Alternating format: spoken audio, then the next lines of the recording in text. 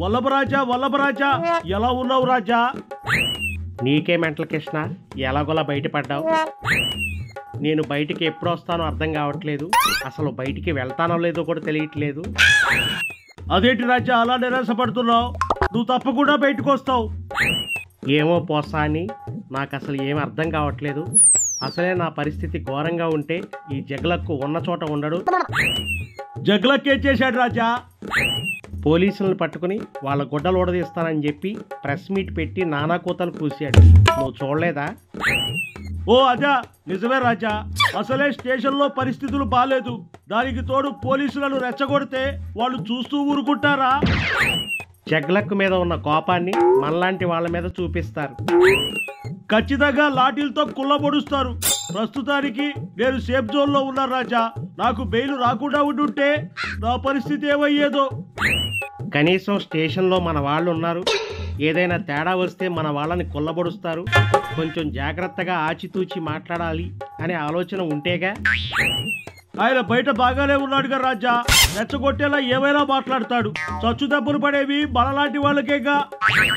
అది సరే గాని పోసాని, మళ్ళీ నీ మీద ఏదో కేసు పెడుతున్నారన్నట్టు విన్నాను, నిజమేనా? అవును రాజా, కాలికేస్తే వేలికి, వేలికేస్తే కాలికేస్తున్నారు. అప్పుడు ఎందుకు నోరు జారానా అని ఇప్పుడు బాధపడుతున్నా.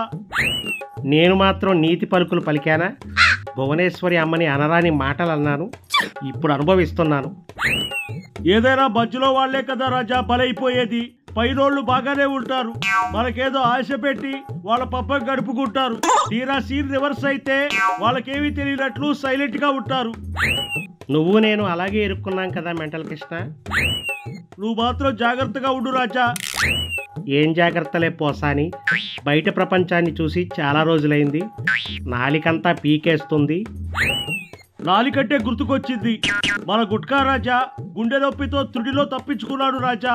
లేకపోతే మనోడికి కూడా బలగతే పట్టేదేమో. మన గతి పట్టినా పర్వాలేదు కానీ నా ప్రాణమిత్రుడు ఆరోగ్యంతో బయటపడాలి, అదే నేను ఆ దేవుణ్ణి కోరుకుంటున్నా. ఎందుకు రాజా, కొన్నాళ్ళు హాస్పిటల్లోనే ఉండనివ్వు. ఈ జైలు బ్రతుకు బతకడం కంటే హాస్పిటల్లో రెస్ట్ తీసుకోవడమే బెటర్. ఆ గుట్కాలు ఎక్కువ తినొద్దురా అని చెప్తూనే ఉన్నా, వినిపించుకోలేదు మొండోడు.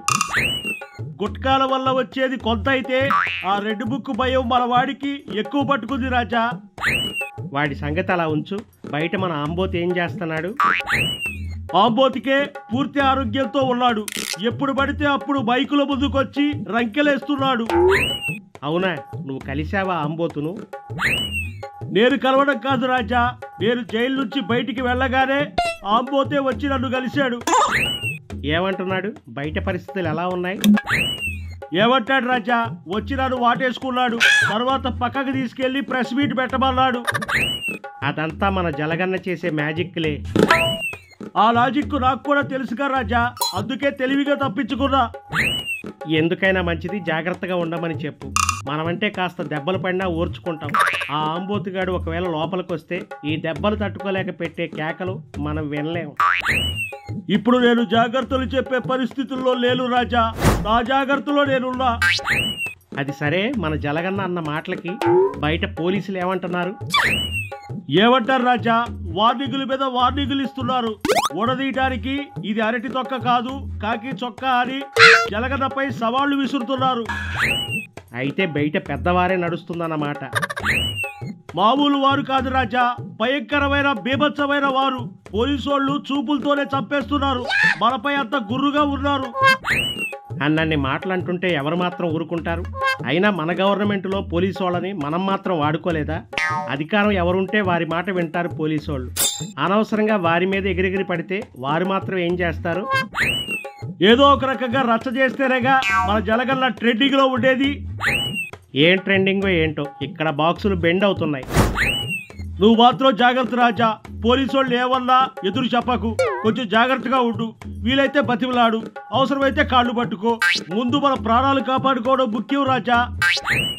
నేను మరీ నీ అంత దిగజారంలే కానీ సెంట్రీ వచ్చే టైం అయింది, నువ్వు బయలుదేరు.